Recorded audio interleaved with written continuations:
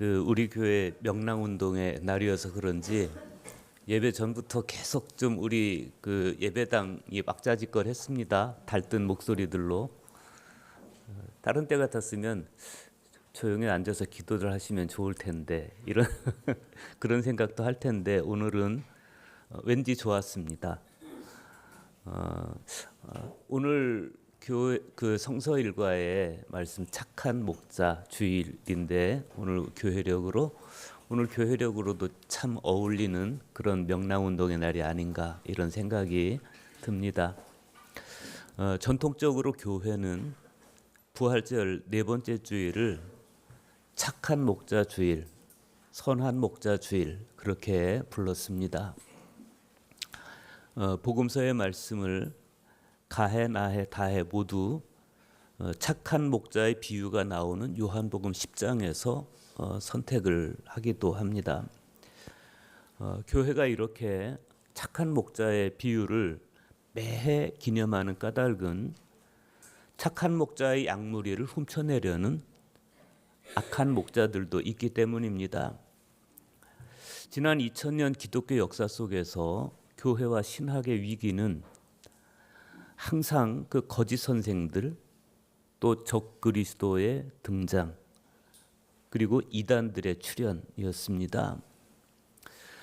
그래서 2세기의 이레네우스 같은 선각자들은 바른 신앙을 정립해서 영지주의라든지 이런 이단들로부터 교회를 보호하기 위해서 이단 논박, 이단 반박에 최선을 다하기도 했습니다. 우리는 오늘 복음서의 말씀을 묵상하면서 이단들의 미혹에 슬기롭게 대처하고 예수님 안에 온전히 그분의 착한 양으로 머무를 수 있도록 우리 자신을 완성시켜 나가야 되겠습니다. 오늘 복음서의 예수님은 우리에게 착한 목자의 상을 보여주십니다. 사실 이 착한 목자로서의 예수님 설명은 이스라엘처럼 유목 생활을 하는 그런 민족들에게는 정서적으로 가장 이해가 빠른 설명입니다. 목자는 수많은 낮과 밤들을 자기 양들과 함께 지낼 뿐 아니라 양들의 이름을 부르고 자기 양들과 대화를 나눔으로써 단순한 양치기가 아닌 아버지로 인식이 되었습니다. 목자에 대한 이런 정겨운 인식 때문에 이스라엘 사람들은 자신들을 향하신 하나님의 사랑을 묘사할 때 항상 목자라는 개념을 사용했습니다. 오늘 응송에서의 시인도 자연스럽게 하나님을 자신의 목자로 인식을 하고 있죠. 여호와는 나의 목자시니 내게 부족함이 없으리로다. 시편 23편에서 고백되는 이 목자의 사역은 자기 양떼를 안전하게 인도하는 겁니다. 시인이 사망의 음침한 골짜기, 즉 죽음의 음산한 그늘이 드리워 있는 이 골짜기를 지나면서 그럼에도 해를 두려워하지 않을 수 있었던 것, 그것은 나의 목자이신 주님께서 당신의 지팡이와 막대기로 나를 인도해 가시기 때문입니다. 오늘 복음서에서의 예수님 말씀은 마치 시편 23편에서의 그 시인의 고백에 대한 화답처럼 느껴지기도 합니다. 1절에서 3절 보십시오. 내가 진실로 진실로 너희에게 이르노니 문을 통하여 양의 우리에 들어가지 아니하고 다른 데로 넘어가는 자는 절도며 강도요 문으로 들어가는 이는 양의 목자라. 문지기는 그를 위하여 문을 열고 양은 그의 음성을 듣나니 그가 자기 양의 이름을 각각 불러 인도하여 내느니라 그랬습니다. 목자이신 당신의 사역을 말씀하시기 전에 주님은 먼저 도둑의 특징에 대해서 말씀하십니다. 도둑의 특징은 문으로 들어가지 않는다는 겁니다. 우리가 통일교라든지 신천지라든지 이런 이단들을 통해서 보듯이 이단의 교주, 즉 도둑은 양을 돌보고 양을 먹이는 것이 목적이 아닙니다. 그들의 목적은 양을 착취하는 거예요. 양을 먹이는 게 아니라 양을 먹는 겁니다. 그런 도둑은 예수님 이전에도 있었고 예수님 이후에도 여전히 있어 왔습니다. 그들은 양의 문이신 예수님을 통하지도 않았고 성경을 따라서 양떼를 돌보려 하지도 않았습니다. 그들은 양 우리를 둘러싸고 있는 돌담을 몰래 넘어 들어가서 양들을 낚아채서 억지로 끌고 갑니다. 양들은 본능적으로 그들을 피해서 달아납니다. 왜냐하면 음성이 귀에 익지 않았기 때문입니다. 순하고 어린 양들을 생각할 때 굉장히 안쓰럽고 섬뜩한 장면이죠. 반면에 예수님은 당신의 사역을 소개하시면서 목자인 당신은 양의 문으로 들어간다 이렇게 말씀하셔요. 예수님께서는 착한 목자, 선한 목자는 자기 양의 이름을 각각 불러내어 인도하신다. 이 말씀을 통해서 삶과 죽음의 갈림길에서 최선을 다해서 당신의 양떼를 인도해 가시는 메시아이신 예수님 자신을 보여주십니다.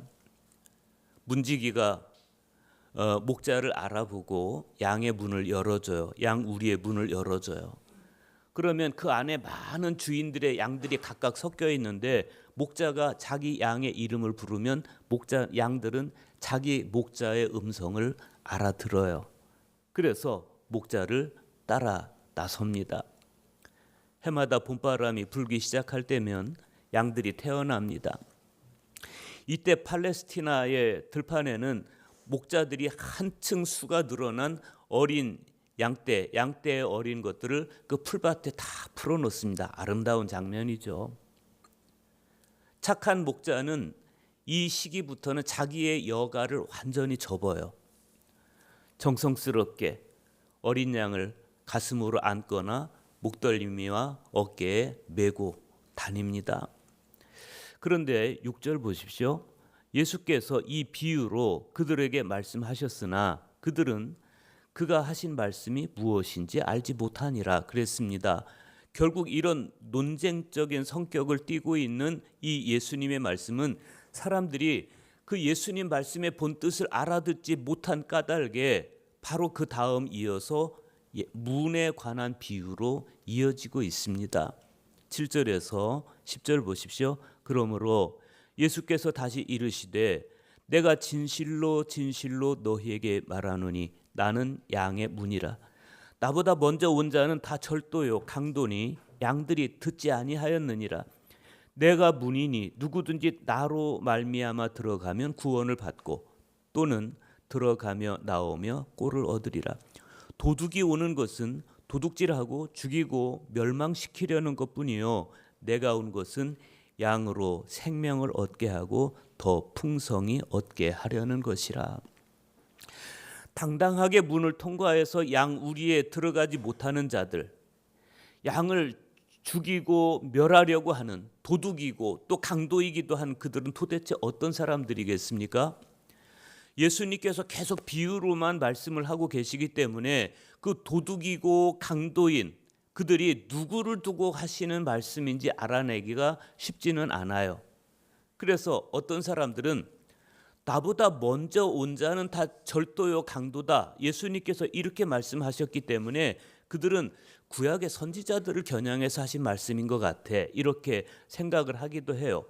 그리고 바로 그런 이유 때문에 어떤 필사본들에 보면 다라고 하는 표현을 아예 삭제해버린 것도 있고 또 어떤 사본에 보면 나보다 먼저 온 자라는 표현을 삭제해서 그런 통속적인 오해가 나오지 않게 했습니다. 그런데 우리는 지금 예수님의 이 말씀을 지금 요한이 전제하고 있는 어떤 구체적인 상황, 즉 이스라엘 종교 지도자들이 예수님을 거슬러서 비열하고 집요하게 버리고 있는 음모들을 감안해서 이해를 해야 됩니다. 그러니까 나보다 먼저 온 자는 다 절도요 강도요라는 이 8절에서의 예수님의 말씀은 구약시대 선지자들이 아니고 그 동시대의 바리새파 사람들과 제사장들을 겨냥해서 하신 말씀이에요. 그들은 스스로 본다고 자처하고 있었지만 실제로는 눈이 먼 사람들이었고 스스로 안다고 자처하고 있었지만 그러나 실상은 무지한 사람들이었습니다. 그들은 그렇게 영적으로 눈멀고 무지한 상태에서 그리스도를 폭력으로 없애려고 했습니다. 예수를 쳐서 없애야 그 양떼들을 흩어지게 할 수 있기 때문입니다. 그래서 마태복음 26장 31절에 보면 예수님께서 스가랴 13장 7절에 스가랴 선지자의 예언을 인용해서 예수님들의 그 제자들에게 이렇게 말씀하셔요. 오늘 밤에 너희가 다 나를 버리리라. 기록된 바 내가 목자를 치리니 양의 떼가 흩어지리라 하였느니라. 참된 목자는 자기 양을 알고 자기 양을 지킵니다. 그러나 거짓 목자는 양떼를 쳐서 흩어지게 합니다. 도대체 무엇 때문에 그들은 목자를 치고 양떼를 쳐서 흩어지게 하는 것일까? 주님은 이렇게 말씀하십니다. 도둑질하고 죽이고 멸망시키려는 것뿐이요. 그랬어. 이게 그들의 목적이에요. 태초에 에덴 동산에서 사람을 유혹해서 하나님의 형상을 잃게 했던 그 사탄은 지금은 거짓 목자를 이용해서 양떼들을 쳐서 그리스도로부터 이 양들을 떼어 놓으려고 하는 겁니다. 그러면 예수님은 무엇 때문에 그 자기 양들을 그렇게 지키려고 애를 쓰는 겁니까? 주님은 그렇게 말씀하셔요. 양으로 생명을 더 얻게 하고 더 풍성히 얻게 하려는 것이라. 거짓 목자들의 목적이 양떼를 흩어버리는 것 그 하나이듯이 선한 목자이신 주님의 목적도 하나입니다. 주님의 목적은 오로지 양들이 생명을 얻도록 하는 것. 주님은 그 한 가지 목적 때문에 십자가에서 피를 흘리시는 희생도 마다하지 않으셨습니다. 오로지 양떼들을 사랑하셔서 그 양떼들 때문에 순절하신 거예요. 1913년에 간도에서 태어난 박계주라는 소설가가 있어요. 그 김두한 나오는 영화에 보면 박계주 소설가 그의 수뇌보를 읽으라고 김두한이 학생을 불러서 그러죠. 이 박계주 선생이 1938년 매일신부에 수뇌보라는 소설을 연재합니다. 이 수뇌보는 사랑에 순절하는 인생의 기록이라는 의미이고 광복군이 조국을 위해 죽는 것과 같은 마음으로 사랑을 위해서 죽겠다 이런 결연한 의지를 가지고 있는 단어입니다. 수뇌보. 책에서 이 박계주 선생은 수뇌보를 가장 높고 가장 깨끗한 사랑의 자기를 제공하여 남을 위해 사랑의 제물이 되는 다같이 사랑에 순하는 순애의 사도들이며 십자가의 사도들이라고 규정합니다. 여기서 제공 혹은 제물 혹은 죽음이라는 단어는 예수님의 십자가 사랑에서 읽을 수 있는 그런 개념들이죠. 그런데 글마디 행간마다에 뚝뚝 떨어지는 이 수뇌보의 피에서 예수 그리스도의 보혈이 은유되고 있는 것을 우리가 볼 수 있습니다. 양으로 생명을 얻게 하고 더 풍성히 얻게 하시기 위해서 수뇌보의 피를 뚝뚝 흘려주신 선한 목자 예수님이십니다. 그런데 박계주 선생은 예수님의 보혈만 말하지 않고 그 보혈의 은총을 경험한 사람들이 자신의 삶 속에서도 예수님처럼 살아가는 모습을 보여줍니다. 수뇌보의 등장인물인 최문선이라는 사람이 있습니다. 이 사람은 자기에게 큰 부상을 입히고 살인과 강간, 미수까지 누명을 더 씌우려고 했던 이치한이라는 사람을 위기에서 구해줍니다. 원수인 이치한이 병원으로 자기를 찾아왔을 때 칼로 가슴을 찔러도 시원치 않은 그런 마음이지만 그러나 그 원수를 향해서 원망도 하지 않고 저주도 하지 않아요. 그러면서 그는 나를 위해서 십자가에서 죽으신 예수님을 떠올립니다. 이치한이 자기가 원수인데 이 사람을 모함해서 함정에 빠뜨리려고 했던 원수인데 그 자기를 건져준 이유를 물어요. 그러자 최문선이 이렇게 대답합니다. 당신은 나와 만나기 전부터 나의 친구입니다. 모름지기 우리는 한 피로 묶여져야 합니다. 피란 무엇입니까? 피는 사랑이고 희생입니다. 또 작중 인물인 해순이라는 사람이 있어요. 자기 남편을 빼앗은 옥년과 또 누명을 씌워서 자기를 헌신짝처럼 버린 남편이 자동차가 전복되어서 죽을 위기에 처했을 때 자기 피를 뽑아서 그 두 사람에게 수혈해 줍니다. 그렇게 자기 원수인 그들을 살려주고 오늘에야 내 원수를 갚았다고 복수했다고 눈물을 흘리면서 기뻐합니다. 그들의 이런 고백과 실천은 어디서 나왔겠습니까? 선한 목자이신 예수 그리스도의 보혈로부터 흘러내려온 겁니다. 예수 그리스도의 십자가 희생이 선한 목자의 표상이라면 이들이 보여주는 그런 희생적 사랑은 바로 그 표상에서 우러난 겁니다.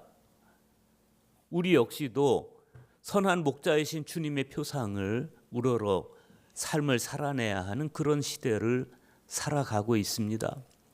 누가는 오늘 사도행전의 말씀에서 초대교회 그리스도인들의 모습을 이렇게 소개해 줍니다. 그들이 사도의 가르침을 받아 서로 교제하고 떡을 떼며 오로지 기도하기를 힘쓰니라.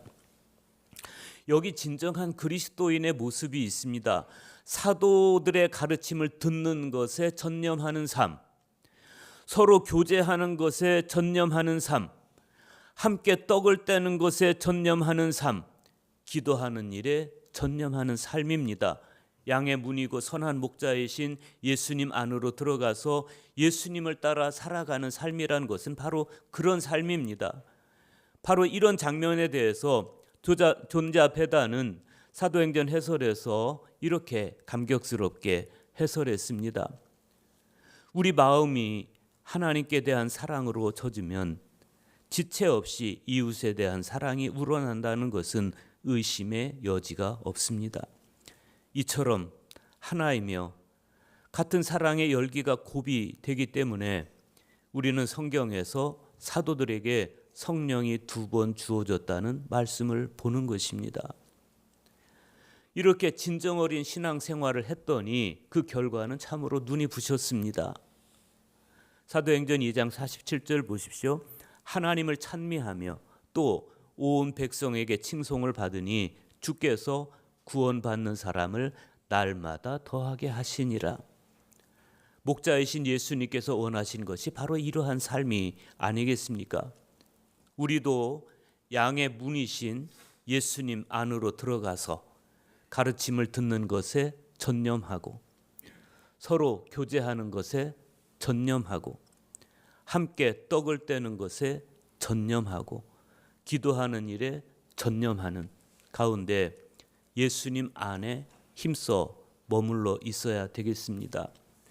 오늘 서신서의 말씀 베드로전서 2장에서 사도 베드로는 말씀합니다. 그는 죄를 범하지 아니하시고 그 입에 거짓도 없으시며 욕을 당하시되 맞대어 욕하지 아니하시고 고난을 당하시되 위협하지 아니하시고 오직 공의로 심판하시는 이에게 부탁하시며 친히 나무에 달려 그 몸으로 우리 죄를 담당하셨으니 이는 우리로 죄에 대하여 죽고 의에 대하여 살게 하려 하심이라.